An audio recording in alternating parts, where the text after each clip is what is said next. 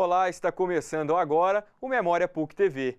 Desta vez, vamos aproveitar o Dia Internacional do Livro Infanto-Juvenil, celebrado este mês, para falar um pouco mais desse aliado da educação.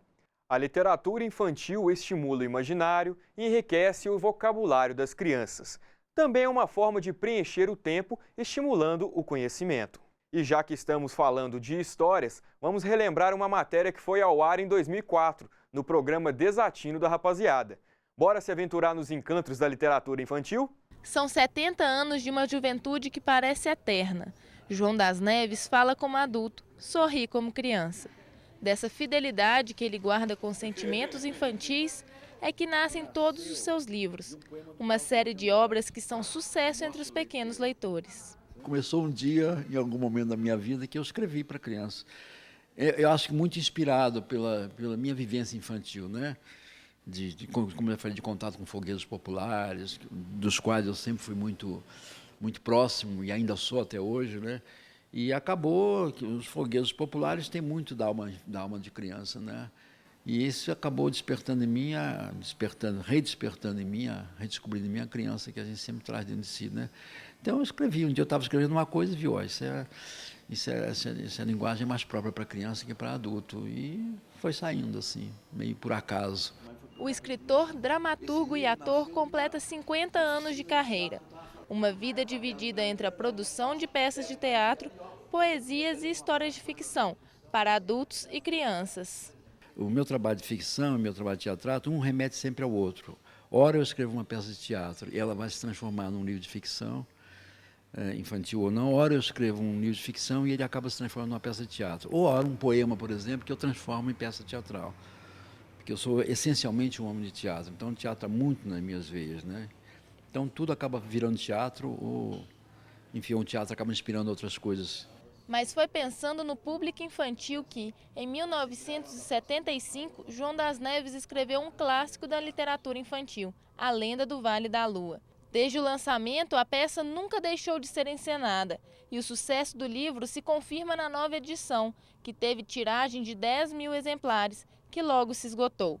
A história, permeada de lendas brasileiras e ilustrada pelos desenhos de André Neves, conquista os pequenos leitores pelo olhar. Eu gosto muito de lendas e pela explicação do João Neves, ele explicou muitas coisas legais. E os desenhos do livro, eu percebi que eles são muito criativos. Tem muitas fantasias, muitas coisas divertidas também.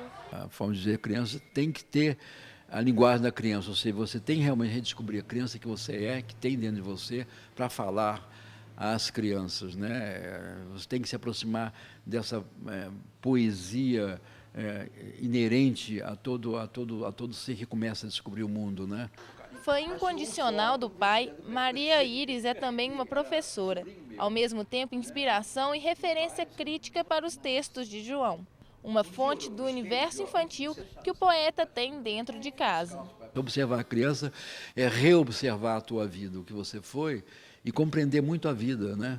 Porque a criança está sempre descobrindo coisas que você às vezes nem percebe mais, né? E que são diferentes até também da sua infância. É outra infância, em outro momento, e ela vai descobrindo isso para você. É ela que me ensina, são elas que me ensinam a ser criança de novo. Ai, meu Deus, mamãe, vem já, acorde logo a Elis, que esfregou tanta borracha que apagou o seu nariz.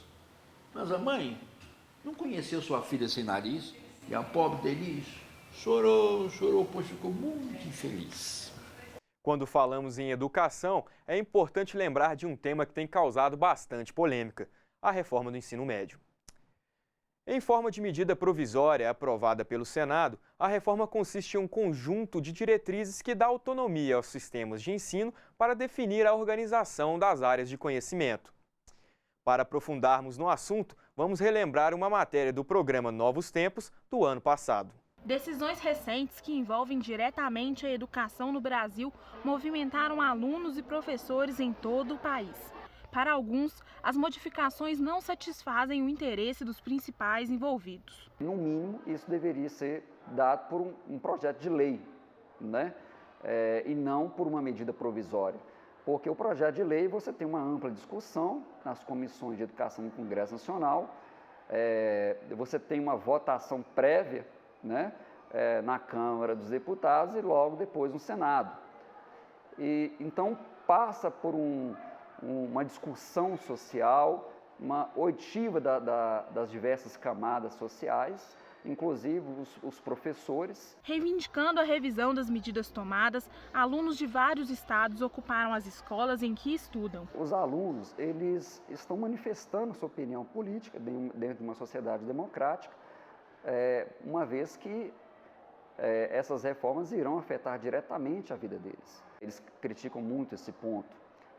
Outro ponto que eles criticam muito é justamente a retirada dessas disciplinas, uma vez que eles percebem a necessidade delas, que eles já têm contato com essas disciplinas, percebem e gostam dessas disciplinas dentro do currículo e pensam que são fundamentais para a sua formação humana, né? Em Belo Horizonte, a Escola Estadual Governador Milton Campos, conhecida como Estadual Central, está ocupada desde o dia 6 de outubro.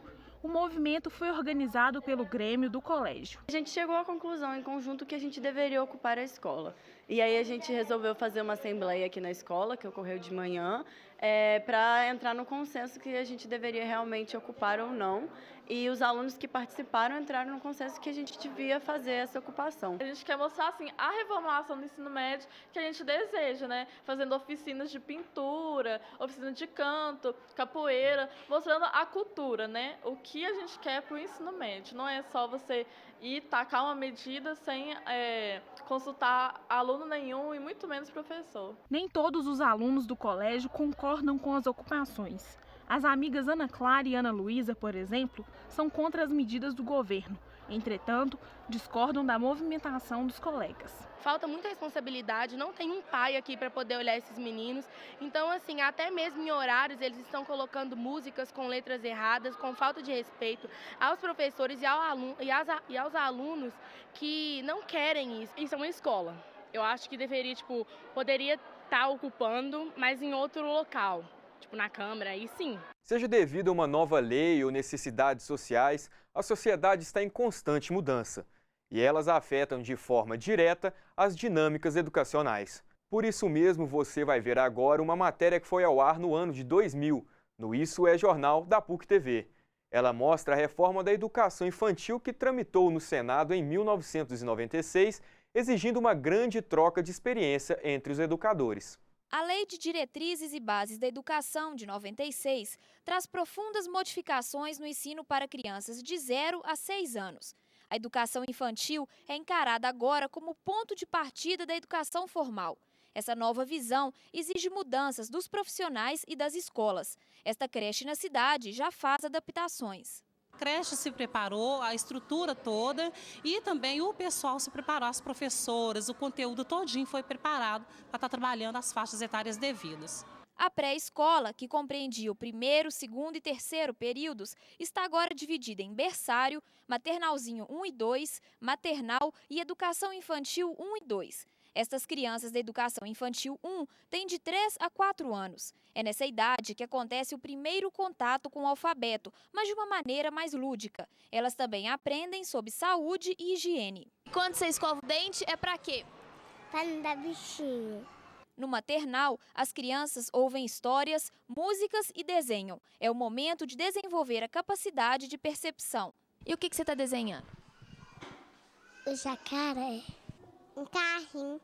A capacitação dos professores é uma das principais exigências da Lei de Diretrizes e Bases da Educação de 96. Neste curso, professores estão reciclando seus conhecimentos e trocando experiências com outros profissionais. A gente vivencia aqui uma experiência muito grande, né, nessa troca, porque a realidade de cada um tem uma vivência, né, e tem uma experiência diária que contribui muito para a evolução da educação. Essa edição do Memória PUC-TV acabou, mas é bom lembrar que você pode continuar com a gente pelas redes sociais.